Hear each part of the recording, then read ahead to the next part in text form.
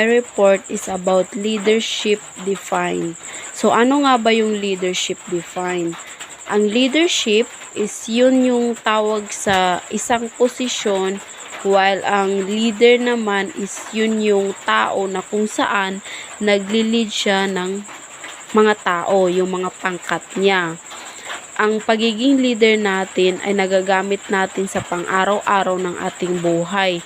Ang halimbawa na lamang is yung sa schools, yung mga teachers, yung mga staff, yung mga administrations, and also sa business din, yung mga CEO, manager, at marami pang iba. Kailangan sa pagiging leader ay meron din tayong katangian. Halimbawa, tayo ay mapagkatiwalaan, dapat maasahan tayo, kaya natin yung trabaho na binigay sa atin as a leader. Leadership theories. Leadership is an important aspect of project management as it enables the project manager to lead the project team, stakeholders, and other participants of the project. Leadership theories are school of thoughts that explain how and why people become leaders and what traits and behavior can help someone improve their leadership skill. So, bilang leader, makakatulong din sila na matukoy kung ano ang mga diskarte sa pamumuno para makahantong sa tagumpay. Hindi naman madali maging isang leader, lalo na kapag wala kang mga experience. Like for example sa school, diba, sa school is kailangan natin may isang leader talaga yan. Dapat kailangan mo ma-define kung ano ba talaga ang isang leader and paano mo siya ma-handle bilang isang leader. Sa leadership theories, meron tayong 6 na faction. One is the great person theory. So what is the great person theory? Hindi ko nababasa yun, i-explain ko na agad. According to the great man theory, people in position of power deserve to lead dahil sa characteristic granted to them at birth. Ito na yung halimbawa ang tatay mo is isang leader na sa bayan nyo. Bata ka pa lang, pinapaplanuhan na nila agad na ikaw na sunod ang magiging leader o tagapagmana. Kasi for example, kila Duterte, Rodrigo Duterte. Now, sa mga anak niyang susunod sa niya pag Duterte. Number 2 is trait theories. So, ang trait theories of leadership is a theory that successful leader have certain initiate personality trait that make them effective leaders. Like for example, sa trait theory, suggest that certain inborn or initiate qualities and characteristics make someone a leader. Yun ang example ng trait theory of leadership. And number 3, behavioral theories.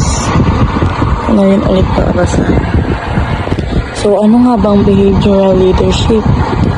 Ang behavioral leadership theory is a leadership theory that focuses on how leader behave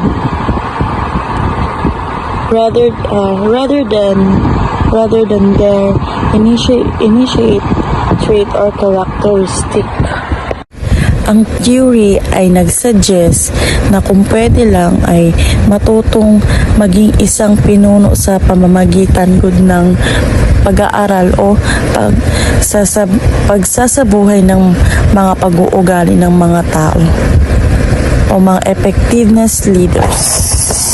Behavioral theory seek to explain human behavior by analyzing the antecedents and consequent present in the individual environment and the learned association he or she has acquired through previous experience. Ang contingency and situational leadership ay parehong mga modelo ng pamumuno na ipinapapalagay na walang iisang ideal na diskarte sa pamumuno.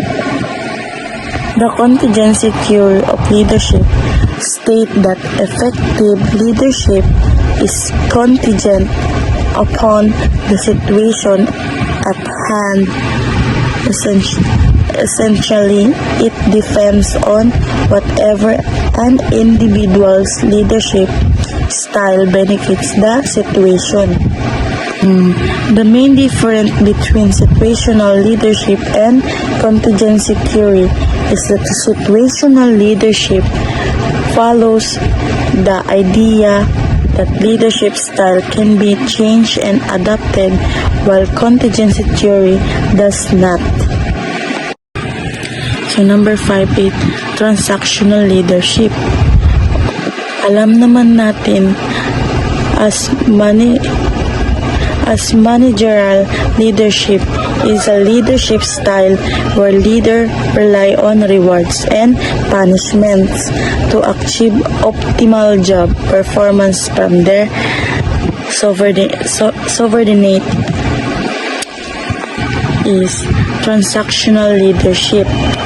So, ang transactional leadership ay kilala rin bilang pamumuno sa pamamahalaga, ay isang leadership style that assess reward and punishment to achieve goals and maintain order. So number 6 is transformational leadership theory. So a transformational leadership style inspire employees to strive beyond required expectation to work toward a shared version. So for example, kay Jeff Bezos is seen by many as a great transformational leader.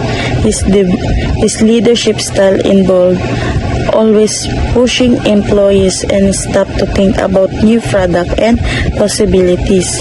Amazon has taken commerce and delivery to an unprecedented level to leadership. Ito yung mga kakayahan natin na maka-influence ng ibang tao.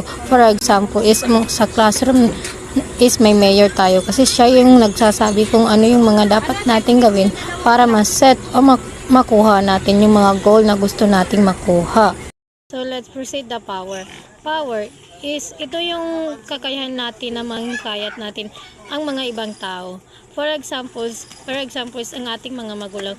May mga ability sila na ma-influensyan tayo na kung ano ang magandang gawin or dapat nating gawin sa pamamagitan ng pagbibigay ng suporta. Legitimate power is ito yung may mga ipapakita kang proof na sa'yo talaga.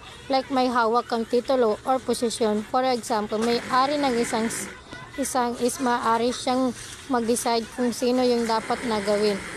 Sa reward power that result from the authority to the best show reward on other people.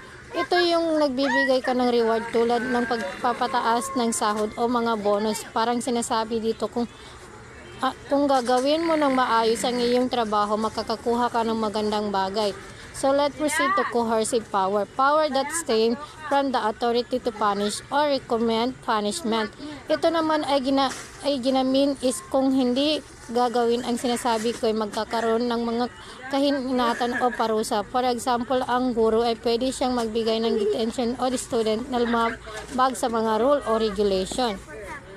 Expert power. Power that stems from the special knowledge of the skill in the task performance by the subordinates. Reaper power, the power that results from the characteristic that command, subordinates, identification with the suspect, and admiration for and desire to emulate and leader. Parang sinasabi nito, ako ang may alam, expert dito, kaya sundin mo ako. For example, is doctor sila. Sila yung may alam about sa mga medicine, kaya ang mga pasyente ay sumusunod sa sinasabi niya.